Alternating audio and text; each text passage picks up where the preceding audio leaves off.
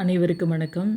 நம்ம இப்போது TNPSC prelims கிளாஸஸ்க்கான videos எல்லாத்தையும் பார்த்துட்ருக்கோம். இந்த வீடியோ வந்துட்டு பார்த்திங்க அப்படின்னா ரொம்ப முக்கியமான வீடியோ. ஏன் அப்படின்னு கேட்டால், நம்ம தமிழ்நாட்டுடைய எக்கனாமிக்ஸ் சர்வே பற்றின டீட்டெயில்ஸ் தான் இதில் வந்துட்டு நம்ம பார்க்க போகிறோம். இப்போ நம்ம வந்துட்டு பட்ஜெட் படிப்போம், பாலிசி நோட்டு படிப்போம். பட் எக்கனாமிக்ஸ் சர்வேலாம் படிச்சுட்டு போவோமா அப்படின்னு கேட்டால் கிடையாது. பட் எக்கனாமிக்ஸ் சர்வே எப்போ நம்ம படிக்கிறோமோ அப்போ தான் நமக்கு பட்ஜெட் பற்றின ஒரு புரிதல் இருக்கும், பாலிசி நோட் பற்றின ஒரு அண்டர்ஸ்டாண்டிங் அப்படின்றது கிளியர் ஆகும். எக்கனாமிக்ஸ் சர்வே அப்படின்றது நம்மளுடைய பொருளாதாரத்தோட நிலை எப்படி இருக்குது அப்படின்றத நம்மளுடைய finance commission, state finance commission, திட்டக்குழு இவங்கெல்லாம் சேர்ந்து ஒரு ஆய்வறிக்கை வந்துட்டு ரிலீஸ் பண்ணுறாங்க. அதன் அடிப்படையில் இருக்கக்கூடிய டேட்டாஸு தான் இந்த எக்கனாமிக்ஸ் சர்வேயில் நமக்கு கொடுத்துருக்கக்கூடியது. இதில் வந்துட்டு ஒரு 9 துறைகளை பற்றி ஃபுல் டீட்டெயிலாக டிஸ்கஸ் பண்ணியிருப்பாங்க. பட் எக்கனாமிக் சர்வே நம்ம படிக்கிறதன் மூலமாக என்ன தெரிஞ்சுக்கிறோம் அப்படின்னு பார்த்தோன்னா, இப்போ ஒரு துறையோட நிலை எப்படி இருக்குது, அதுக்கு நம்மளுடைய கவர்மெண்ட் என்னென்ன இனிஷியேட்டிவ்ஸ்லாம் எடுத்திருக்காங்க, என்னென்ன அச்சீவ்மெண்ட்ஸ்லாம் பண்ணியிருக்காங்க, நெக்ஸ்ட் ஃப்யூச்சரில் வந்துட்டு நம்ம நிறைய டார்கெட் வந்து ஃபிக்ஸ் பண்ணியிருக்கோம். தமிழ்நாட்டோட எக்கனாமியை வந்துட்டு நம்பர் 1 எக்கனாமியை கொண்டுட்டு வரணும் அப்படின்னா நம்மளுடைய ஃப்யூச்சர் கோல்ஸ் என்னென்னலாம் இருக்குது, அதை அச்சீவ் பண்ணுறதுக்கு நம்ம என்னென்னலாம் பண்ணணும் அப்படின்றத தான் இந்த எக்கனாமிக் சர்வேல ஃபுல்லாக டிஸ்கஸ் பண்ணியிருப்பாங்க. அப்போ துறை ரீதியாக டேட்டாவோடு நம்ம தெரிஞ்சிக்க வேண்டியது ரொம்ப முக்கியம்.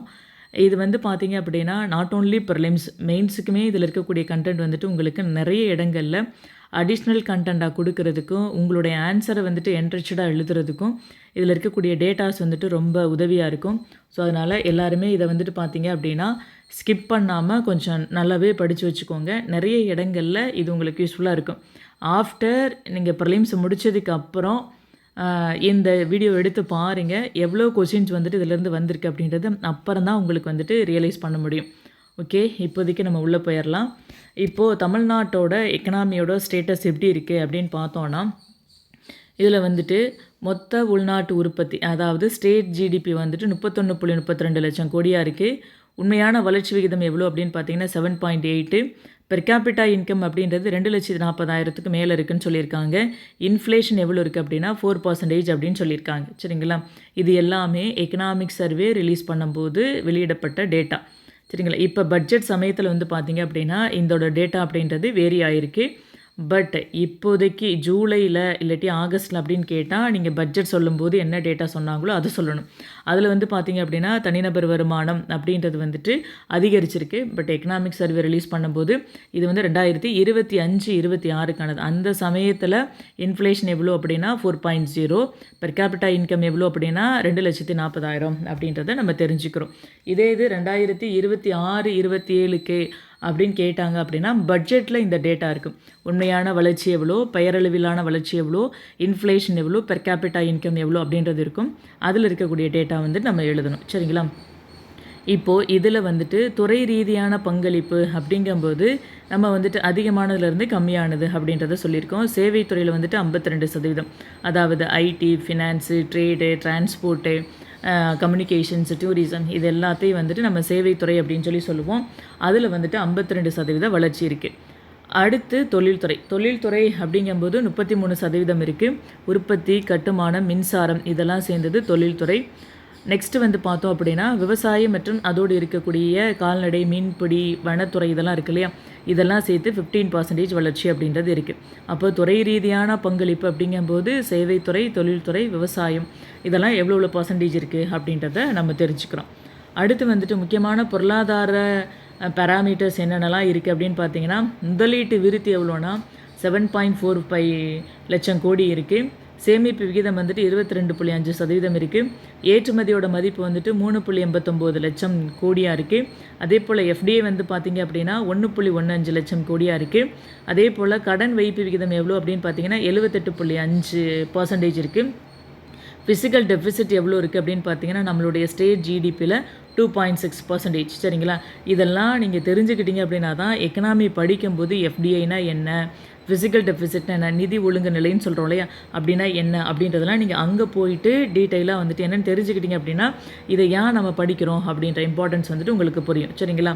இங்கே வந்துட்டு டேட்டா ஓரியன்ட் மட்டும் நீங்கள் புரிஞ்சுக்கோங்க. எக்கனாமி படிக்கும்போது இப்போ ஃபிசிக்கல் டெஃபிசிட்னா என்ன அப்படின்றது நீங்கள் தெரிஞ்சுக்கலாம். சரிங்களா? இப்போ இது இங்கே வந்துட்டு இன்ஃப்ளேஷன் அப்படின்னு சொல்லி சொல்கிறோம். சரிங்களா? இந்த மாதிரியான வார்த்தைகள் எல்லாம் அங்கே போய் நீங்கள் தெரிஞ்சுக்க வேண்டியிருக்கும். ஸோ இங்கே வந்துட்டு குழம்பிக்காதீங்க. இப்போதைக்கு ஃபிசிக்கல் டெஃபிசிட் அப்படின்னா நம்மளுடைய ஸ்டேட் ஜிடிபியில் 2.6% இருக்குது அப்படின்றத நம்ம தெரிஞ்சுக்கணும். இப்போது நம்ம நிறைய விஷயங்களில் வந்துட்டு முன்னேறி இருக்கோம். அப்போ அதில் என்னென்னத்துலலாம் முன்னேறி இருக்கோம் அப்படின்னு பார்த்தீங்க அப்படின்னா ஒரு தொடர்ச்சியான உயர் வளர்ச்சி விகிதம் அப்படின்றது இருக்குது. சேவை துறையில் வந்து நம்ம நல்ல வளர்ச்சி அடைஞ்சிருக்கோம். மொத்த முதலீடு அப்படின்றது அதிகரிச்சிருக்கு. உற்பத்தி ஏற்றுமதியெல்லாம் அதிகரிச்சிருக்கு. தொழில்நுட்பத்தில் நிறைய புதுமை சார்ந்த விஷயங்கள் எல்லாத்தையும் நம்ம வளர்ச்சி அடைஞ்சிருக்கோம். அடுத்து வந்துட்டு நிதி உள்ளடக்கம் டிஜிட்டல் பரவல் வந்துட்டு எக்ஸ்டெண்ட் ஆகிருக்கு. சமூக நலத்திட்டங்கள் மூலமாக நிறைய இன்க்ளூசிவான க்ரோத் அப்படின்றது இருக்குது அப்படின்றத பார்க்குறோம். முன்னேற்றத்தோட முக்கியமான அம்சங்கள் அப்படிங்கும்போது நம்ம எதெல்லாம் வளர்ச்சி அடைஞ்சிருக்கோம் அப்படின்றது தான் இந்த 7 பாயிண்ட் இருக்குது. நீங்கள் பார்த்து வச்சுக்கோங்க. அடுத்து வந்து பார்த்தோம் அப்படின்னா எதெல்லாம் நம்ம நல்ல சாதனை படைச்சிருக்கோம் அப்படின்னு பார்க்கும்போது விவசாய உற்பத்தியில் நம்ம ஒரு நல்ல உயர்வு அப்படின்றது இருக்குது. அதே போல் தொழில்மயமாக்கல் வேலைவாய்ப்பு உருவாக்கம் நல்லா பண்ணியிருக்கோம். இன்ஃப்ராஸ்ட்ரக்சர் டெவலப்மெண்ட் நல்லாவே இருக்குது. மின் உற்பத்தி அடுத்து வந்துட்டு புதுமையான ஆற்றலை வளர்ச்சி அடைஞ்சிருக்கும். சுற்றுலா மற்றும் பண்பாட்டு துறையிலையும் முன்னேற்றம் அடைஞ்சிருக்கும். பெண் தொழில் முனைவோர் மற்றும் சுய உதவி குழுக்களோட வளர்ச்சி அப்படின்றதும் இங்கே வந்துட்டு டெவலப் ஆகிருக்கு. அப்போ முக்கியமான சாதனைகள் அப்படின்ற போது இந்த 6 பாயிண்ட்டே நம்ம ஞாபகம் வச்சுக்கிறோம். பொருளாதாரத்தோட நிலையில் என்னென்ன சாதனைகள்லாம் பண்ணியிருக்கோம் அப்படின்னா இந்த 6 துறைகள்லையும் நம்ம ஓரளவுக்கு நல்ல ரீசனபிளான வளர்ச்சி அப்படின்றத அடைஞ்சிருக்கோம் அப்படின்றத பார்க்குறோம். நெக்ஸ்ட்டு வந்து பார்த்தோம் அப்படின்னா எதிர்காலத்தில் நம்ம என்ன மாதிரியான இலக்கை வச்சுருக்கோம் அப்படின்னு பார்த்தா அறிவு சார்ந்த பொருளாதாரம் மற்றும் டிஜிட்டல் மாற்றத்தில் வந்து நம்ம இலக்கு வச்சுருக்கோம். அடுத்து பசுமை வளர்ச்சி, காலநிலை மாற்றத்திற்கு எதிரான நம்மளுடைய விவசாயம் எல்லாத்தையுமே வந்துட்டு கொண்டுட்டு வர மாதிரியான ஒரு எதிர்பார்ப்பு அப்படின்றது இருக்குது. நெக்ஸ்ட்டு திறன் மேம்பாட்டின் மூலமாக ஒரு தரமான வேலைவாய்ப்பு உருவாக்கணும்னு சொல்லிட்டு நம்ம இனிஷியேட்டிவ்ஸ் எடுத்திருக்கோம். தென் பிராந்திய சமநிலை மற்றும் உட்சேர்க்கை வளர்ச்சி. அந்த உட்சேர்க்கை வளர்ச்சி அப்படின்னா எல்லாத்தையும் உள்ளடக்கிய இன்க்ளூசிவ் க்ரோத் அப்படின்னு சொல்கிறது தான் உட்சேர்க்கை வளர்ச்சி அப்படின்றோம். உலகளாவிய போட்டித்திறன் கொண்ட தமிழ்நாட்டை வந்துட்டு உருவாக்குறது. சரிங்களா? நம்மளோட எதிர்காலத்தோட நோக்கு இலக்கு என்ன அப்படின்னு பார்த்தீங்கன்னா அறிவு சார்ந்த ஒரு பொருளாதாரம், டிஜிட்டல் மாற்றத்துக்கு வந்துட்டு எல்லாத்தையும் கொண்டுட்டு வருது. தென் பசுமை வளர்ச்சி, திறன் மேம்பாடு, பிராந்தியத்தில் சமநிலை, உலகளாவிய போட்டித்திறன் கொண்டிருக்கக்கூடிய ஒரு தமிழ்நாட்டை வந்துட்டு உருவாக்குறது தான் நம்மளுடைய இலக்காக வந்துட்டு வச்சுருக்கோம். சரியா? இப்போது இதெல்லாம் வந்துட்டு பேசிக்கான விஷயங்கள் நம்மளுடைய எக்கனாமியோட ஸ்டேட்டஸ் அப்படின்றது. இப்போ இதில் நீங்கள் படிக்கிறதுக்கு முன்னாடி வந்து பார்த்தீங்க அப்படின்னா சில டெஃபனிஷன்ஸ் அப்படின்றது இருக்குது. அதாவது ரெவன்யூ ரெசிப்ட்ஸ்னால் என்ன, ரெவன்யூ எக்ஸ்பெண்டிச்சர்னா என்ன, அது ஃபிசிக்கல் டெஃபிசிட்னா என்ன, ஃபிசிக்கல் டெஃபிசிட்னா என்ன, ரெவன்யூ டெஃபிசிட்னா என்ன அப்படின்ற மாதிரியான சில டெஃபனிஷன்ஸ் நீங்கள் தெரிஞ்சிக்க வேண்டியிருக்கு. முக்கியமான இந்த 6 டெஃபனிஷன் தெரிஞ்சுக்கோங்க. ஏன்னா நம்ம படிக்கும்போது மூலதன செலவினம் இல்லைன்னா கேபிட்டல் எக்ஸ்பெண்டிச்சர் அப்படின்னு படிக்கிறோம்னு வச்சுக்கோங்க. அப்படின்னா என்ன அப்படின்றது நமக்கு புரிஞ்சாதான் நம்ம உள்ளே வந்துட்டு இன்டெப்த்தாக படிக்க முடியும். ஸோ அதனால தான் இந்த 6 டெஃபனிஷனாக நான் இங்கே கொடுத்துருக்கேன், பார்த்துக்கோங்க. இப்போ ரெவன்யூ டெஃபிசிட் வருவாய்கள் அப்படின்னு சொல்கிறோம். சரிங்களா? பொதுவாக வந்துட்டு வருவாய் வரவினங்கள் அப்படின்னு சொல்லிட்டு தமிழில் சொல்லலாம். இது வந்துட்டு பார்த்திங்க அப்படின்னா ஒரு ஸ்டேட் விதிக்கக்கூடிய வரிகள், கட்டணங்கள், அபராதங்கள் மற்றும் தண்ட தீர்வைகள்லாம் இருக்கு இல்லையா, அது மட்டும் இல்லாமல் ஒன்றிய அரசிடருந்து கிடைக்கக்கூடிய நிதி மாற்றங்கள், அதாவது மத்திய அரசோட பங்கீடு இல்லைனா அவங்க பண்ணக்கூடிய உதவிகள், இதன் மூலமாக நமக்கு கிடைக்கக்கூடிய மொத்த வருவாய் இருக்கு இல்லையா, அதை தான் வந்துட்டு ரெவன்யூ ரெசிப்ட் அப்படின்னு சொல்கிறோம். அதாவது வருவாய் வரவுகள் அப்படின்னு சொல்லி சொல்லுவோம்.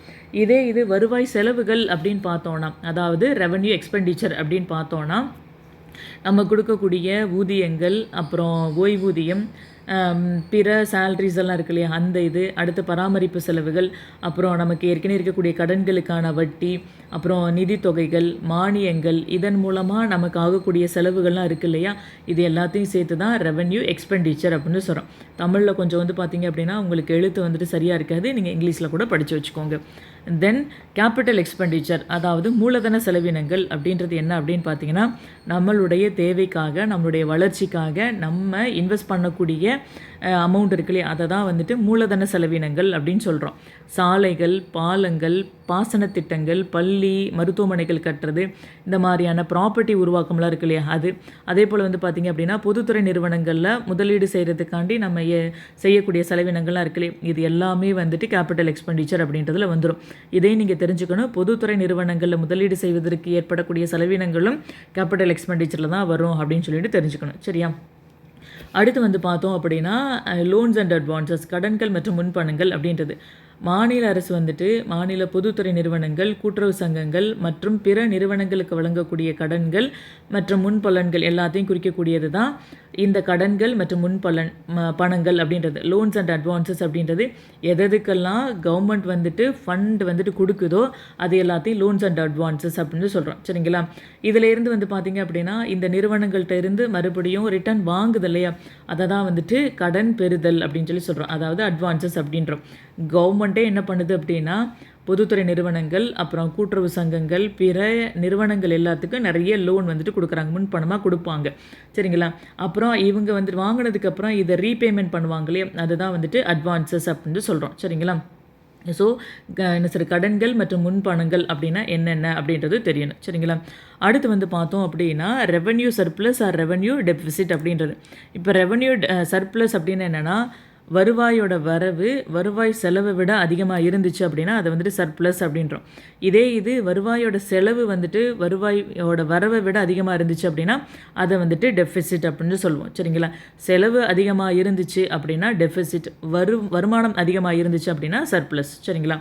அடுத்து வந்துட்டு இப்போது ஃபிசிக்கல் டெஃபிசிட் அப்படின்னா என்னென்னு தெரியணும். இப்போ ஃபிசிக்கல் டெஃபிசிட் அப்படின்னா என்ன அப்படின்னா மொத்த பெறுதல்கள் இருக்குல்ல, வருவாய்கள், அதாவது வருவாய் பெறுதல், மூலதன பெறுதல், இது இருக்கு இல்லையா, இதுக்கும் மொத்த செலவினம் இருக்கு இல்லையா, அதாவது வருவாய் செலவினம், மூலதன செலவினம், நிகர்கடன்கள் மற்றும் முன்பலன்கள் இருக்கு இல்லையா, இது ரெண்டுக்குமான வித்தியாசத்தை தான் வந்து பார்த்திங்க அப்படின்னா ஃபிசிக்கல் டெஃபிசிட் அப்படின்னு சொல்கிறோம். சரிங்களா? நல்லா பார்த்து வச்சுக்கோங்க. Difference between total receipt and total expenditure, இது ரெண்டுக்குமான டிஃப்ரென்ஸு தான் ஃபிசிக்கல் டெஃபிசிட் அப்படின்னு சொல்கிறோம். சரிங்களா? அப்போ டோட்டல் ரெசிப்ட்னா என்னென்னலாம் வரும் அப்படின்றத தெரிஞ்சுக்கணும். Total revenue receipt, capital receipt, இதெல்லாம் வரக்கூடியது டோட்டல் ரெசிப்ட். இது டோட்டல் எக்ஸ்பெண்டிச்சர் அப்படின்னா revenue and capital expenditure including net loans and advances. சரிங்களா? இதில் வந்துட்டு லோன்ஸ் அண்ட் அட்வான்சஸும் சேர்ந்து வந்துடும் டோட்டல் எக்ஸ்பெண்டிச்சர் அப்படின்றதுக்கு. சரிங்களா? இது ரெண்டுக்குமான வித்தியாசம் தான் ஃபிசிக்கல் டெஃபிசிட் அப்படின்றது. இந்த டெஃபனிஷனை கொஞ்சம் நல்லாவே தெரிஞ்சு வச்சுக்கோங்க. இந்த 6 டெஃபனிஷனை உங்களுக்கு நல்லா புரிஞ்சிருச்சு அப்படின்னா நீங்கள் எக்கனாமி படிக்கிறதுக்கு வந்துட்டு ரொம்ப ஈஸியாக இருக்கும். சரியா? நெக்ஸ்ட்டு வந்து பார்த்தோம் அப்படின்னா நம்மளுடைய தமிழ்நாட்டோட எக்கனாமிக் சர்வேயோட கிஸ்ட்டு தான் இது. என்னென்ன துறைகள் என்னென்ன பண்ணியிருக்கோம் அப்படின்றது ஷார்ட்டாக இங்கே சொல்லியிருப்பேன். அதுக்கப்புறம் வந்து பார்த்திங்க அப்படின்னா இப்போ அக்ரிகல்ச்சர் இருக்குது அப்படின்னா அக்ரிகல்ச்சர் டிபார்ட்மெண்ட்டுடைய எக்கனாமிக் சர்வேயில் என்ன சொல்லியிருக்காங்க அப்படின்றது டீட்டெயிலாக அடுத்த சிலையில் நம்ம பார்ப்போம். இப்போது இந்த இதில் எக்கனாமிக் சர்வேயில் என்னென்னலாம் பேசியிருக்காங்க அப்படின்னு பார்த்தீங்கன்னா அக்ரிகல்ச்சர் பற்றி பேசியிருக்காங்க.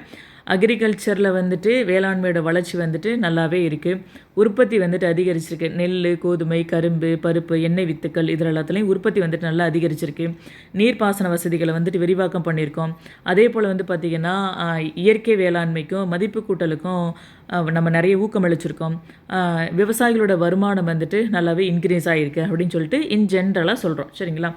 அடுத்து வந்துட்டு இண்டஸ்ட்ரியல் பாலிசி அண்ட் டெவலப்மெண்ட் அப்படின்றதுல வந்து பார்த்திங்க அப்படின்னா நிறைய தொழில் மதிப்பு கூட்டலை வந்துட்டு அதிகப்படுத்தியிருக்கோம். அதுக்கு நம்ம இம்பார்ட்டன்ஸ் கொடுத்துருக்கோம். முதலீடுகளை ஈர்த்திருக்கோம். அதே போல் சிங்கிள் விண்டோ சிஸ்டம் அப்படின்றத அமைச்சிருக்கோம். எம்எஸ்எம்இ துறைக்கு நிதி ஒதுக்கிறது மட்டும் இல்லாமல் அவங்களுக்கான தொழில்நுட்ப ஆதரவு நம்ம கொடுத்துட்டு வரோம். நிறைய தொழில் பூங்காக்கள், சிறப்பு பொருளாதார மண்டலங்கள் அமைச்சிருக்கோம். மேக் இன் தமிழ்நாடு அப்படின்ற முயற்சியை வந்து நம்ம கிரியேட் பண்ணியிருக்கோம்.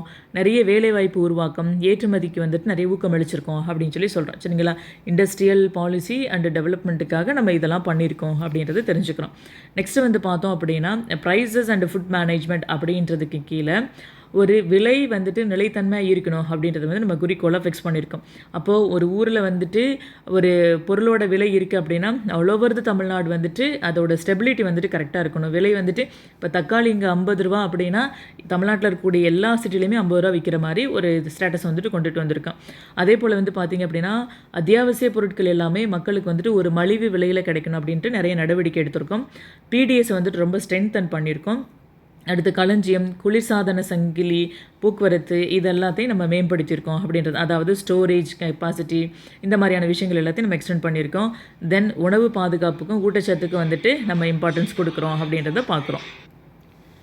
நெக்ஸ்ட்டு வந்து பார்த்தோம் அப்படின்னா எம்ப்ளாய்மெண்ட் இன்க்ளூஷன் அண்ட் டைவர்சிஃபிகேஷன் அப்படின்றது, அதாவது வேலைவாய்ப்பு, உள்ளீர்ப்பு மற்றும் பன்முகப்படுத்துதல் அப்படின்றது. இதில் வந்து பார்த்திங்க அப்படின்னா அனைவருக்கும் வேலைவாய்ப்பு அப்படின்ற இலக்கை வந்து நம்ம உருவாக்கியிருக்கோம்.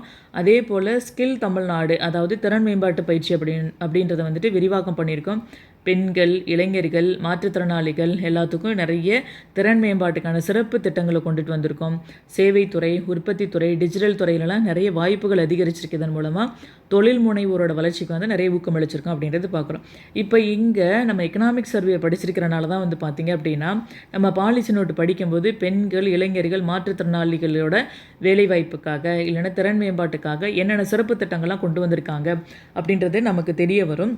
இந்த ஒரு பாயிண்ட்டை வச்சுக்கிட்டே நமக்கு ப்ரிலிம்ஸ்லேயோ மெயின்ஸ்லேயோ கொஷின் கேட்டாங்க அப்படின்னா இதை வச்சுக்கிட்டு நம்ம டெவலப் பண்ணி எழுதுகிற மாதிரி வரணும். அப்போது இது வந்து நமக்கு தெரிஞ்சால் தான் பாலிசி நோட்டு படிக்கும்போது இதெல்லாம் வேலைவாய்ப்புக்கான பெண்கள், இளைஞர்கள், மாற்றுத்திறனாளிகளுக்கான வேலைவாய்ப்புக்காண்டி கவர்மெண்ட் இந்தந்த இனிஷியேட்டிவ்ஸ்லாம் எடுத்திருக்கு, இல்லைனா இவங்களுடைய திறன் மேம்பாட்டுக்காக கவர்மெண்ட் வந்துட்டு இந்த மாதிரியான இனிஷியேட்டிவ்ஸ்லாம் எடுத்திருக்கு அப்படின்றத வந்துட்டு நம்ம புரிஞ்சு படிக்க முடியும்.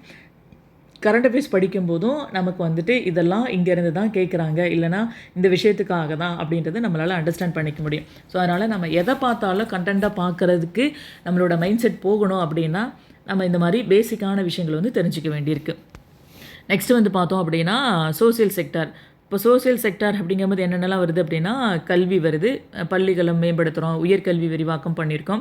அடுத்து வந்துட்டு சுகாதாரம் அப்படின்ற போது முதல்நிலை சுகாதாரத்தை வலுப்படுத்துறது, மருத்துவ காப்பீடு, நிறைய சுகாதார நலத்திட்டங்கள் வந்து நம்ம இம்ப்ளிமெண்ட் பண்ணுறோம். தென் பெண்களுடைய நலன், குழந்தைகளோட நலன் மேம்பாட்டுக்காண்டி நிறைய இனிஷியேட்டிவ்ஸ் எடுத்திருக்கோம். அடுத்து வந்து பார்த்தோம் அப்படின்னா குடிநீர், கழிப்பிடம், வீடமைப்பு வசதிகள் எல்லாத்தையும் விரிவாக்கம் பண்ணியிருக்கோம்.